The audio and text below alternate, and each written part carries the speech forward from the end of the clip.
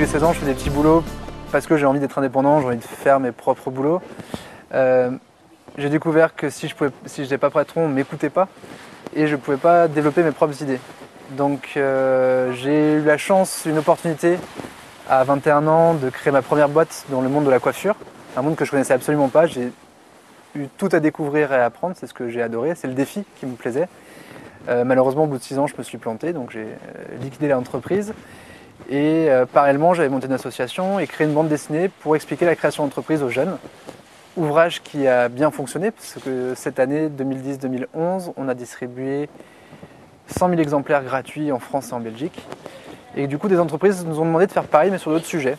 Alors, au départ par la bande dessinée, après par la vidéo, aujourd'hui par le jeu vidéo, voilà, par tout type de support pour permettre d'apprendre. Je ne sais pas si c'est un rêve. Après, moi, c'était une volonté de m'accomplir. J'ai besoin d'être fier de ce que je fais. J'ai besoin de rentrer chez moi en me disant tiens, j'ai fait des choses bien aujourd'hui. J'ai fait avancer, j'ai progressé, j'ai continué à apprendre. C'est plus ça qui motivait, plus que plein d'autres raisons. C'était pas autant non plus de créer. J'aurais pu être intrapreneur, voire même être dans une entreprise si j'avais réussi à trouver une entreprise qui respectait ses valeurs et cette envie d'avancer. Après, aujourd'hui, c'est quand même génial de travailler avec des gens que j'ai plus ou moins choisi, avec qui on s'entend très très bien. On peut partir en week-end ensemble, en vacances ensemble, on bouffe ensemble. On a un bureau, on s'est mis un aquarium au milieu, on a une salle de jeu. Enfin, on s'est créé un univers où on est content de travailler. Et même à la fin de ma première boîte, j'étais plus heureux de travailler, j'y allais plus avec le sourire. Donc je l'ai quitté aussi pour cette raison-là. Alors qu'aujourd'hui, j'ai le sourire tous les matins, je suis très content d'y travailler. Les compétences que je peux avoir, c'est une forte capacité de travail. Je peux faire des grosses journées, une grosse envie et une certaine confiance en soi au moins de façade où il n'y a pas grand chose qui m'arrêtera. Je veux réussir et réussir ça veut dire continuer à avancer avec d'autres personnes. Multiples fois on était proche de la faillite.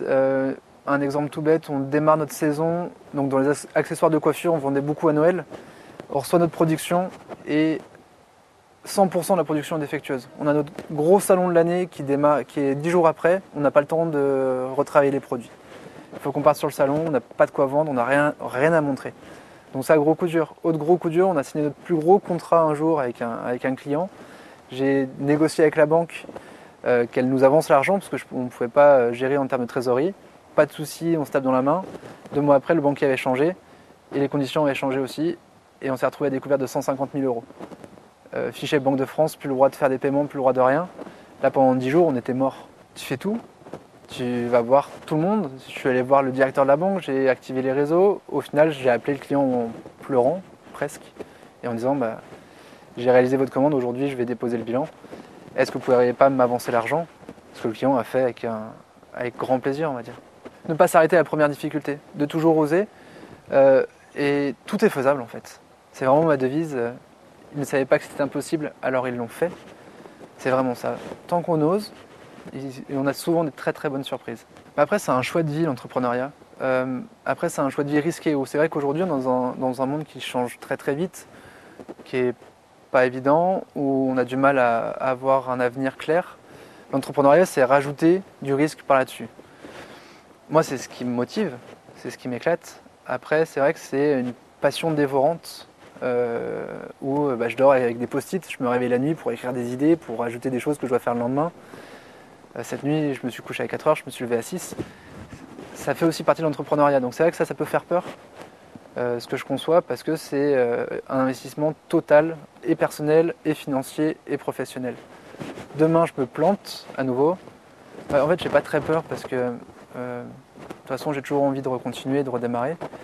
Mais c'est vrai que l'échec n'est pas valorisé. Moi, quand j'ai créé la deuxième entreprise, des banques m'ont refusé d'ouvrir un compte. J'apportais de l'argent, ils m'ont dit non, vous n'ouvrez pas de compte, monsieur, parce que vous avez liquidé votre première entreprise.